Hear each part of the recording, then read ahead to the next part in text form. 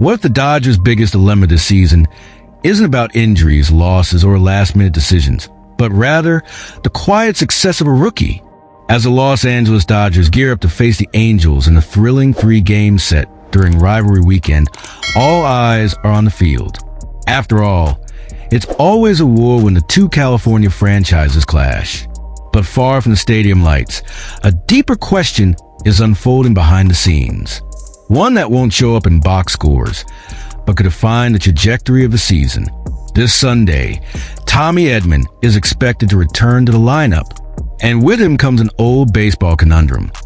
The good, yet treacherous problem of having too much talent and not enough room. But to understand how we got here, we need to rewind the tape to late April. Edman, one of the Dodgers' most versatile players, was putting together a solid season. His .252 batting average, paired with 8 home runs, 24 RBIs, and a .818 OPS, showcased a player in full form. A guy delivering on both sides of the game. Then came the ankle injury, and with it, weeks on the sidelines. It was a blow, but also a test, with Edman out, and other key players like Teoscar Hernández also battling injuries and still awaiting rehab. The Dodgers were forced to look inward for solutions. That's when Hyeseong Kim stepped into the spotlight. A rookie, a name few had pinned their hopes on at the start of the year. But when called upon, he didn't just show up, he shined. While fans and media speculated about returns, reinforcements, and rehab stints, Kim quietly took over second base with confidence, despite energy, still playing at a high level. Precision represented. And as the days passed, something strange happened. Edman's absence, which at first seemed unsustainable, started to feel like a question mark. Because now, with Edman back, who steps aside? Before you answer that, hit the like button if you enjoy this kind of deep dive content filled with behind-the-scenes analysis and real dilemmas teams face. And of course, subscribe to the channel. Here, we go beyond the obvious. Here, you understand the game for real. In Friday's press conference, Dave Roberts was direct, or almost. He confirmed that Edman is expected to return for the final game of the series against the Angels this Sunday. But when asked what that means for Hyeseong Kim, his response came with an awkward pause. You could argue Hyeseong should be playing 6 or 7 days a week. I just can't predict, right now, what changes will be made in the coming days. I'm still not sure. That uncertainty isn't accidental. It's a reflection of a new dynamic inside the Dodgers clubhouse. Because this isn't just about replacing an injured player. It's about balancing a roster full of expectations, status, and egos. Edman is a proven veteran, multifunctional, a respected figure in the clubhouse. Kim, on the other hand, is the heartbeat of the moment, the player who stepped up when the team needed it most. Both have legitimate claims to playing time. And in the middle of that equation is Roberts' mind, trying to craft a competitive lineup without disrupting anyone's rhythm. This is the kind of problem most managers would love to have, but few can solve without leaving scars. On paper, it seems simple. If you're healthy, you play. But in practice, when a rookie is riding high on confidence and the veteran needs reps to get back in rhythm, any wrong move can lead to weeks of instability. And there's more. Edman's return, as highly anticipated as it is, doesn't solve the rest of the roster's issues. Teoscar Hernández still has no clear timetable for return. The team's daily lineup remains unsettled. And amid this haze, Roberts has to treat every decision like it's October. Because it's in moments like these in May that solid postseason runs begin to take shape. Just imagine the impact of pulling Kim from the regular rotation after weeks of high-level play. It could break a precious rhythm, cool off a hot bat, and even cause internal doubt. On the flip side, Edman also needs reps. He needs to regain his competitive edge. And if he stays out, he loses valuable adjustment time before the most crucial months of the season. It's a scenario without easy answers. With Edman's return, the puzzle gets more complicated.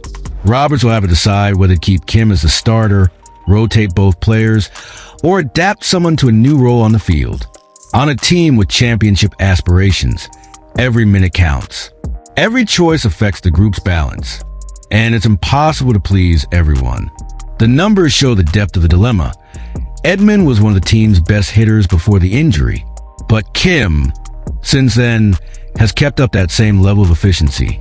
What weighs more, the consistency from before or the current momentum? And you? What would you do? Comment below. If you were Dave Roberts, who would start at second base this Sunday against the Angels? Tommy Edman, hungry for a comeback? Or Hyeseong Kim, riding the wave? And that's precisely why the Dodgers' dilemma seems far from over. Because while Dave Roberts tries to find a way to fit Tommy Edman and Hyeseong Kim onto the same field, a new absence now threatens to destabilize the heart of the lineup. And that absence goes by the name of Teoscar Hernández. Yes, the same Teoscar who led the league in RBIs. The same one who carried the offensive torch in critical moments. Now sidelined with a groin strain. And unlike Edman, who returns this Sunday, Teoscar still has no clear timeline for his return to action, and the impact is immediate and devastating. Teoscar's absence isn't just a statistical loss. It represents the disappearance of a balance point, an explosive player who, even without constant brilliance, delivered consistency, RBI after RBI, a real threat anywhere in the lineup. According to Joel Reuter of Bleacher Report, this injury not only weakens the present, it exposes a hole that had been silently forming behind the scenes, the fragility of the Dodgers' outfield.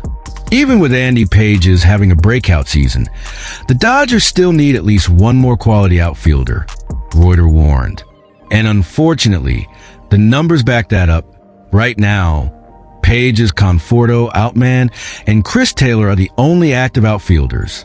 Among them, only Pages is batting over .200, a brutal stat, a number that by itself reveals the team is playing on the edge. Pages has been a ray of hope amid the storm. With an offensive line of .291/.348/.503, the young talent has been shattering personal records despite still playing at a high level. Even the most skeptical represents a back-to-back home runs, quiet leadership, consistent at-bats. He's been everything the Dodgers hoped for, and maybe even more. But he's just one man, alone. Around him, the scene is worrying. James Outman was urgently recalled from AAA Oklahoma City, but since then has barely justified the call-up. Before his most recent game against the Athletics, his batting average was below .100, just 3 hits in total. A shadow of the player who thrilled fans early last season. As for Michael Conforto, who arrived with high expectations, he's been alternating between promising games and long stretches of silence. Yes, he's on a 5-game hitting streak. But is that enough? Not yet. And Chris Taylor remains a mystery, a versatile player who, unfortunately, has produced far too little for what the team needs. That's why, even while leading the NL West, the Dodgers are on high alert. The season is long, but time is short to fix structural holes. And it's in this context that the rumors begin to stir. The whispers, the possibilities. According to Reuter, Cedric Mullins of the Baltimore Orioles is the top name on the Dodgers' radar. An outfielder with speed, offensive aggression, and experience. An immediate fit for a team in need of impact, not just potential. It's worth remembering that Mullins had already been linked to the Dodgers in past trade windows.